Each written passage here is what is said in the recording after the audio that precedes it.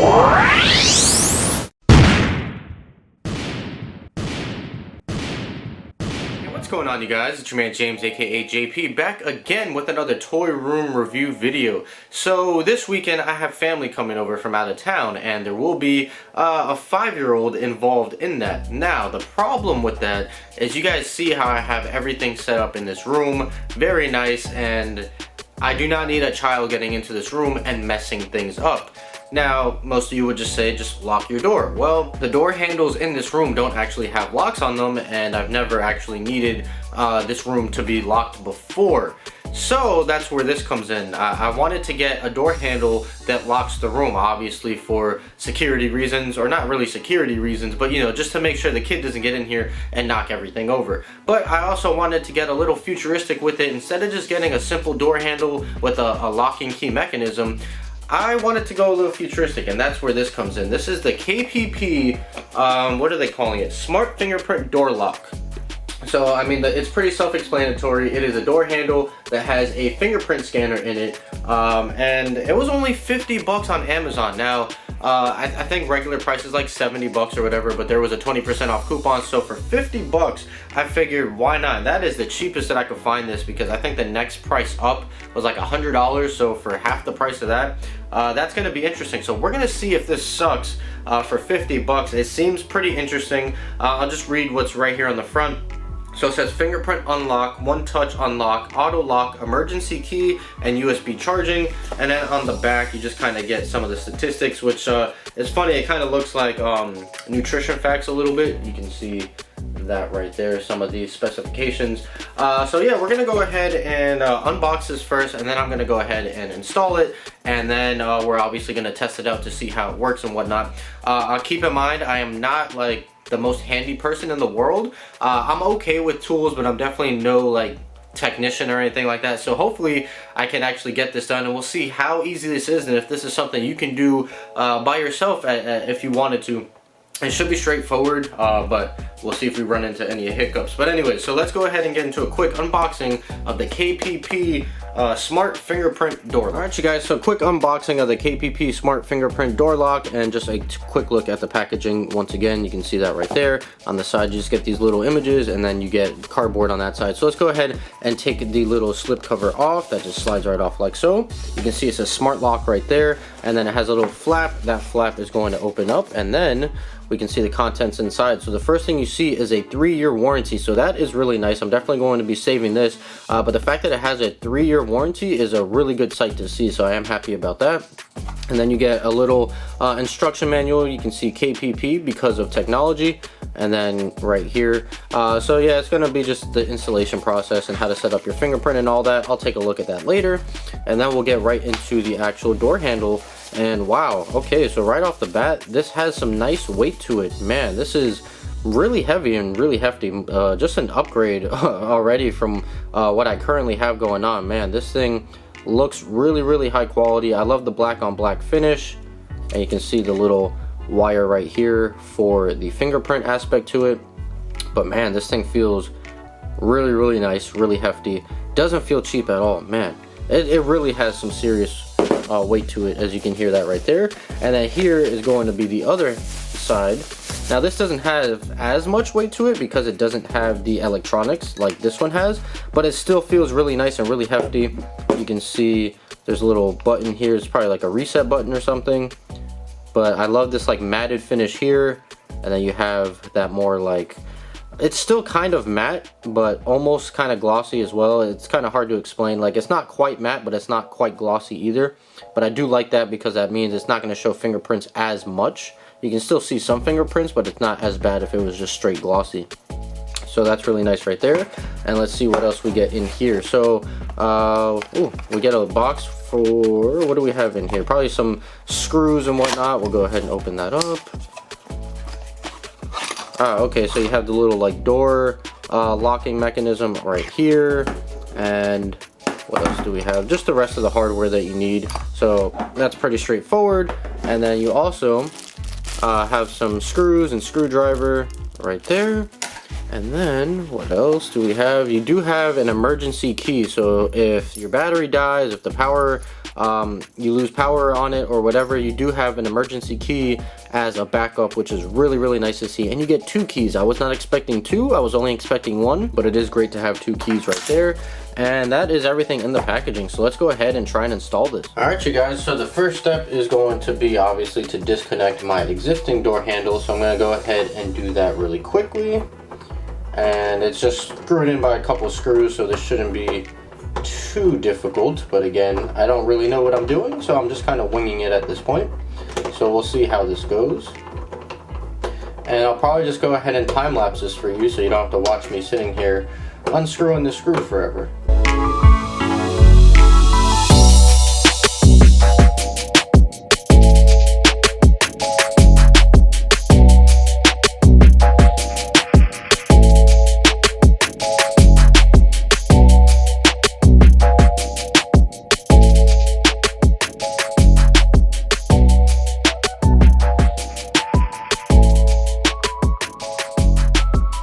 Okay, so as I expected here, the last time this door was painted, this wasn't me by the way, but the last time the door was painted, as you can see, yeah, they painted around the door handle, and now there is paint.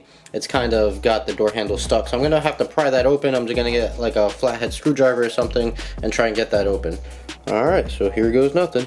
Let's see, maybe with some force I can get, oh, there it goes. Okay, so I thought I was gonna have to pry it, but I was able to get it without ripping too much of the paint, so that is a good thing. Now I have to get this middle portion out here. There we go, so that just kind of popped right out. Alright, so we're ready to begin the installation. Alright, also forgot to mention I have to uninstall this portion right here that is like on the frame of the door. This is where the lock actually locks into, so we're going to go ahead and do that. Again, this is simple, it's just 2 screws, so we'll quick time lapse that.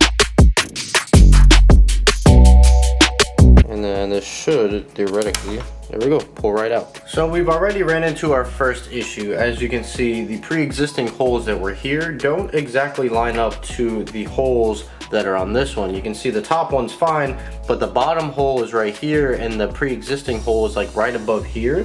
So I don't know if that's really going to be an issue as far as mounting goes. I could probably just drill, I could probably still drill it in here. It should be fine. We'll see how this goes. Like I said, I am not a professional by any means, so I might just drill a hole here, see if I can get it to work, and we'll see what happens. So yeah, let's go ahead and move forward with this. So this is the plate that came with the set right here, and I just need to get the screws and then we can figure life out after that. Alright, so here are the wood screws that came with the set. So it should be pretty straightforward. I just have to unwrap them really quickly. And you can't forget about the most satisfying part right here, the peel. So let's do that.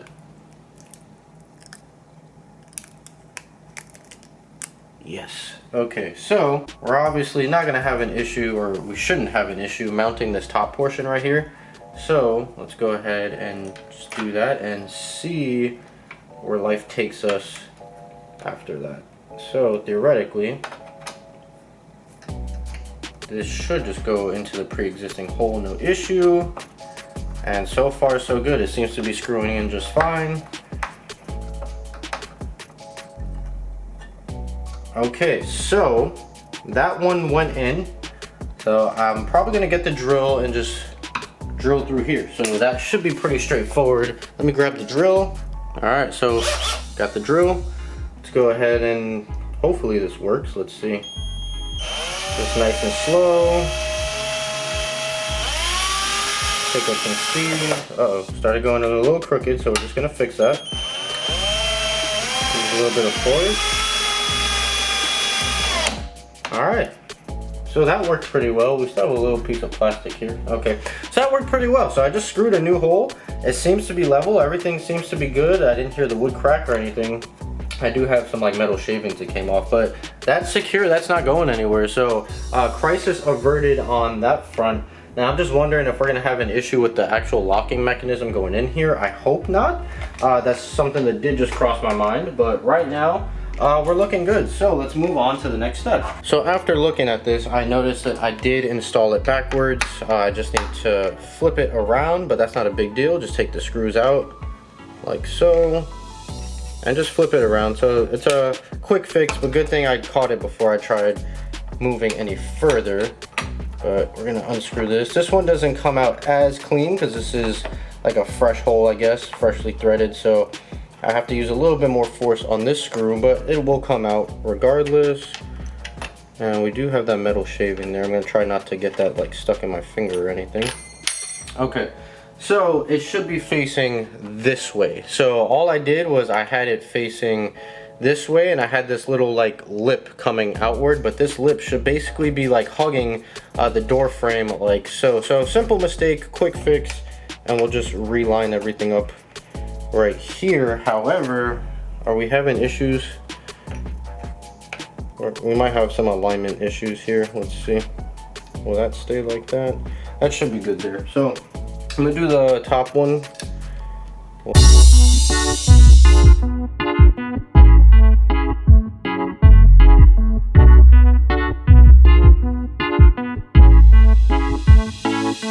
Okay, that should be good there. Alright guys, so the next step is going to be installing the actual like latch piece onto the door. So we do have another satisfying peel that we can go ahead and peel off right here. Okay, so maybe not as satisfying, but you do have a nice like little chrome finish to that. So this is gonna be simple. This just sticks into the door right here, the side of the door, and it just secures with the same type of wood screws that we just used to put that other piece into the wall. The only thing is, it says on the instructions, make sure the lock tongue with curves is facing the front panel. So I believe that it should be installed this way. I mean, I guess we'll find out. Worst case scenario, I'll just have to pull it out and flip it around this way, but I'm pretty sure it's supposed to be this way. So we're just gonna go ahead and stick this in here. Hopefully I don't have to cut out anything and we can just get it to slide in there, and we did. And perfect, the wood, the holes that I already had pre-installed from the last door handle line up perfectly with this. So now all I have to do is just screw it in. There we go, and we'll just zoom in for you guys. It's really hard doing this all by myself, but there we go. So that's in there, so I just have to screw this in really quickly.